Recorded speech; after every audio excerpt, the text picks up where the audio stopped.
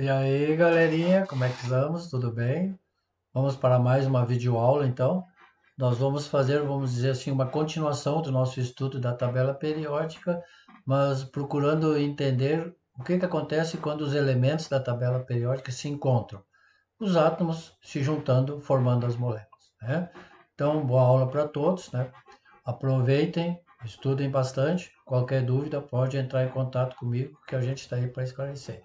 Valeu? Então, não se afrouxa, gurizada. Então vamos lá, pessoal. Vamos continuar o nosso estudo, então. Na última aula a gente viu a tabela periódica, nós vimos uma navegada nela. Então agora a gente vai continuar o nosso estudo. Na verdade, ainda vamos estar falando bastante de tabela periódica, né? Nós vamos verificar aqui o que acontece quando os elementos químicos da tabela periódica se encontram, né? É o que a gente vai chamar de ligações químicas, certo? Nós vamos estudar com toda tranquilidade aqui. Então, conceito, o que é uma ligação química, né? Então, é um conjunto de forças que vai manter os átomos unidos entre si, né? Juntando átomos eu tenho moléculas. Lembra lá do início do nosso estudo? Juntando moléculas eu tenho substâncias, né? Certo? Então, é o que a gente vai ver agora, o estudo de como se formam, né, as moléculas, certo? Vamos lá então, tá? A maioria das substâncias é formada por átomo combinado, quer dizer, não vai encontrar na natureza só o oxigênio, só o hidrogênio, né? Só o cloro. A gente sempre vai encontrar eles acompanhados de outros átomos, nem que sejam deles mesmos, né? Por isso, eles não possuem essa existência estável, isolada, certo? Não vou encontrar eles sozinhos na natureza. O oxigênio, eu não vou encontrar só o oxigênio, eu vou encontrar pelo menos com outro oxigênio que é o O2, né? O carbono aqui, né? Carbono, não vou encontrar ele sozinho, ele vai estar pelo menos com outro carbono, ou então, né? No nosso exemplo aqui, com o oxigênio, é o gás carbônico, né? E a molécula de água, que a gente vai estudar daqui a pouco mais a fundo, né? Como é que é a formação dela também, né? É quando se encontra hidrogênios com oxigênio. Por que que tem que ser dois hidrogênios e um oxigênio? Dois oxigênios e um carbono? Daqui a pouco a gente vai falar sobre isso aí, dentro do estudo das ligações químicas, certo? Daquela tabela periódica toda, os seis elementos eles não se combinam, né? Naturalmente, né? Quem são eles? Aqueles gases nobres que estão lá no grupo 18, naquela última coluna lá da direita, né? Onde é que eles já têm uma condição que os outros estão querendo ter, né? Que é a famosa estabilização, certo? A estabilidade do átomo. Eles se juntam para ficarem estáveis. Enquanto eles estiverem juntos, eles estão estáveis. Vamos ver o que é essa estabilidade, né? Que para lembrar vocês a tabela periódica, né? Aqui a gente vai utilizar os nossos elementos representativos, né? Coluna um, 2, a 13, depois da 15 até a 17 lá. Aqui os gases nobres que eu falei há pouco, né? Eles estão no grupo 18, significa que eles têm 8 elétrons na última camada, né? Que vai nos levar então à famosa regra do octeto, certo? O que é a regra do octeto, né? Então, o átomo ele vai estar estável, né? Desde que na sua última camada ele tenha 8 elétrons. E se ele for aquele elemento químico que só tem a camada K, no caso o hidrogênio e o gás hélio, né?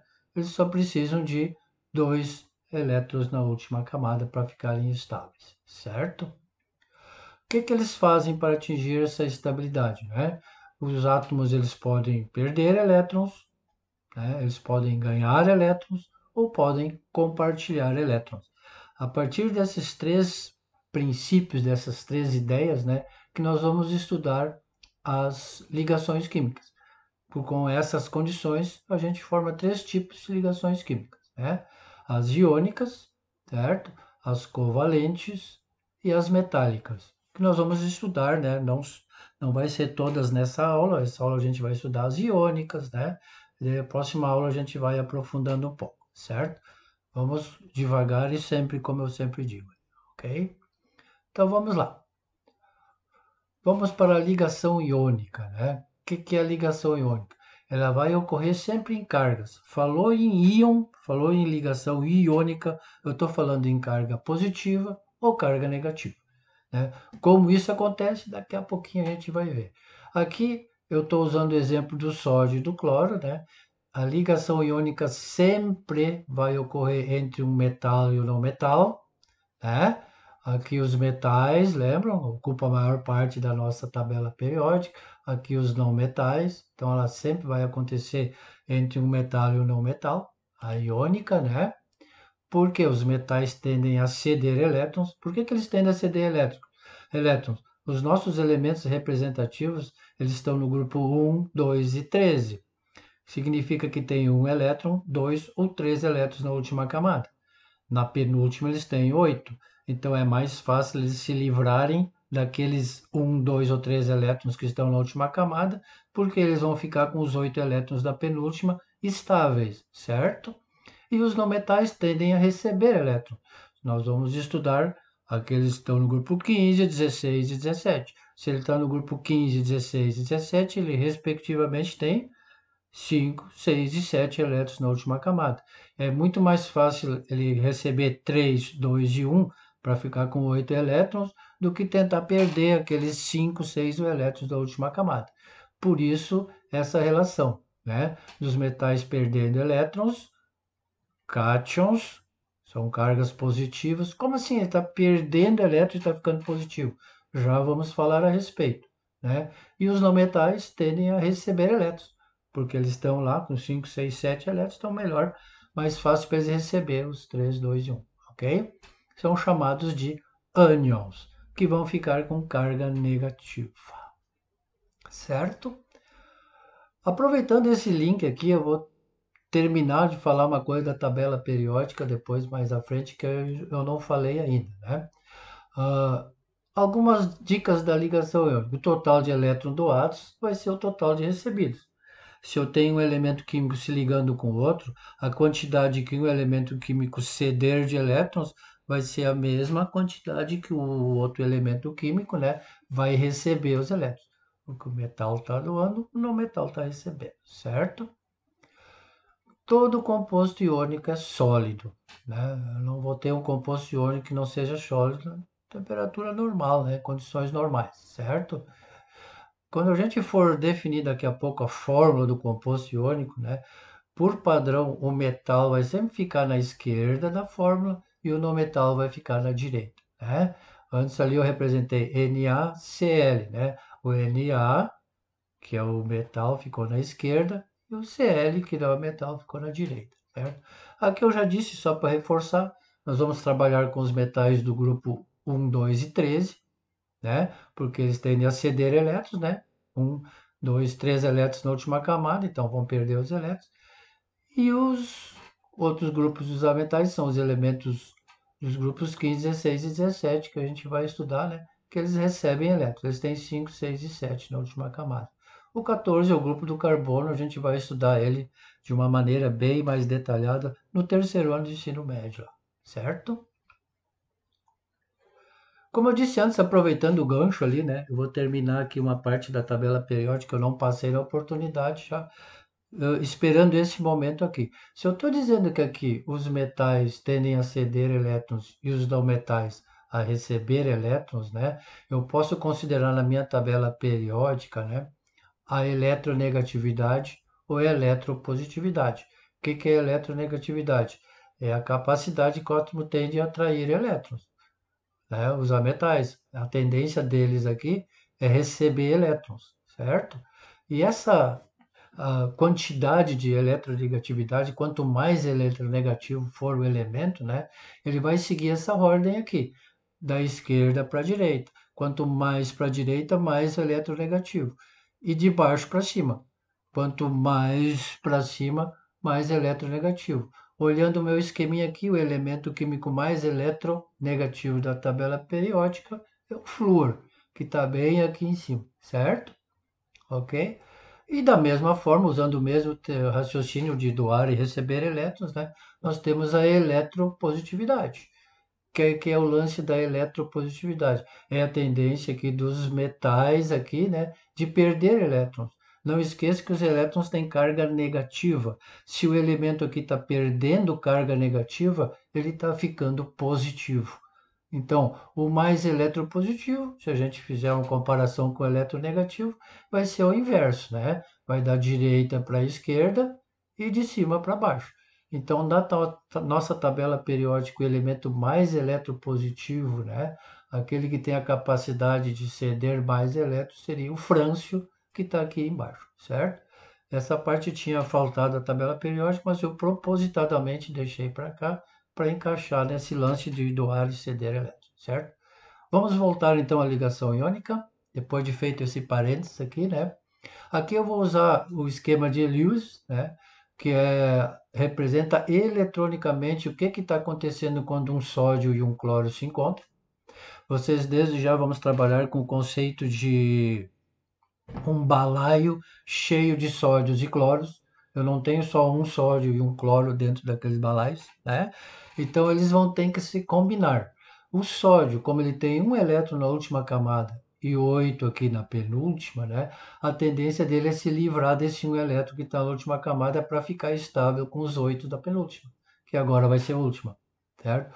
O cloro está lá no grupo 17 da tabela periódica. Se ele está no grupo 17, é porque ele tem 7 elétrons na última camada dele. Então é mais fácil ele receber mais um e ficar com 8 do que tentar se livrar de 7, né? Que não seria o ideal, não é? Então, eletronicamente, o esquema de Lewis ele nos mostra o que está acontecendo com os elétrons, certo? Então, o elétron que estava sobrando aqui no sódio, ele está pulando aqui quando ele se encontra com o cloro, né? Sódio encontrou com cloro, ele pula para o cloro. O cloro que tinha 7 elétrons na última camada, agora ficou com mais um, ficou estável com 8 elétrons aqui, né? E enquanto o sódio agora ficou com a penúltima camada, que agora é a última, também estável com 8 elétrons.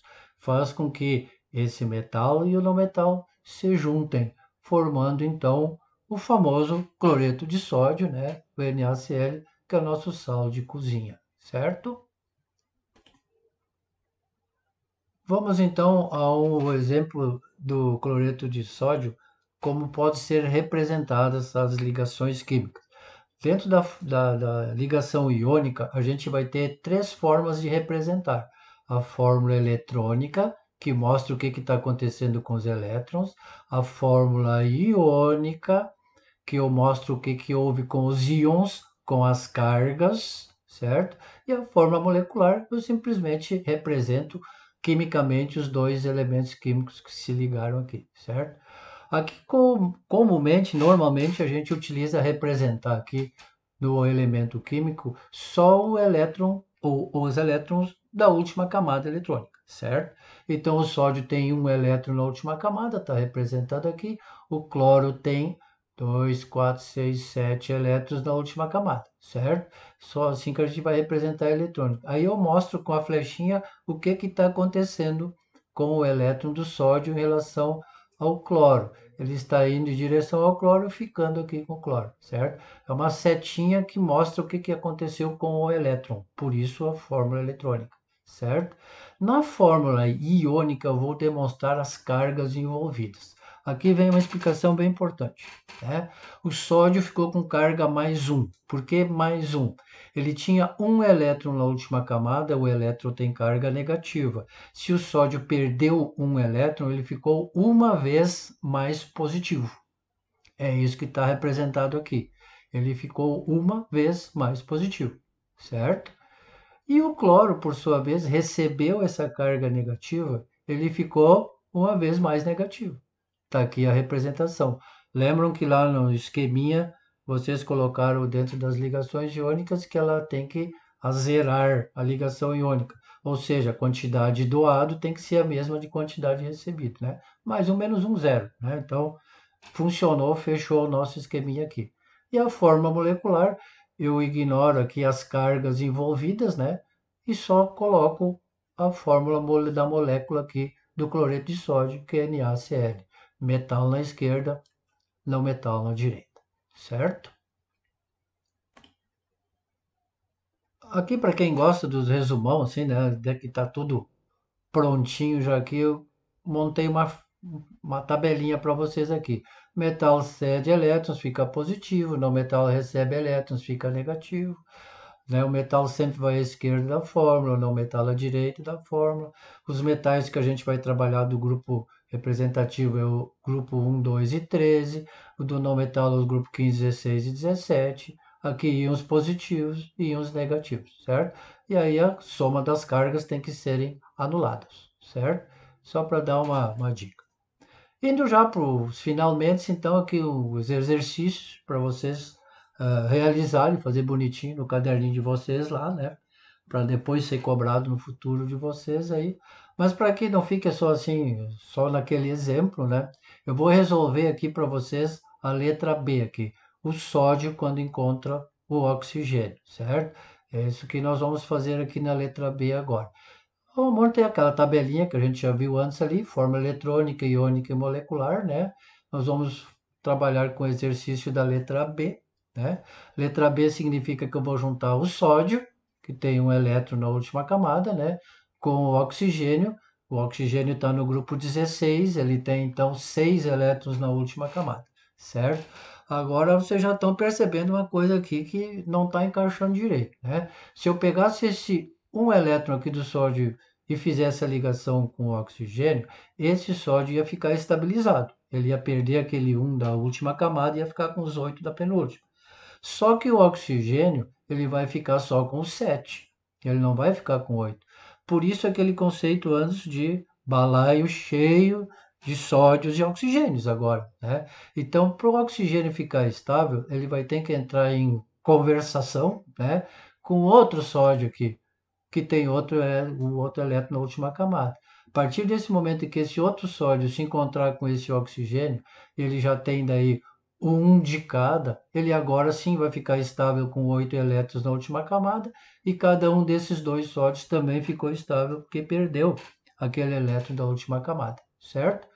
Agora na fórmula iônica, aqui é a fórmula eletrônica, eu mostrei o que aconteceu com os elétrons, né?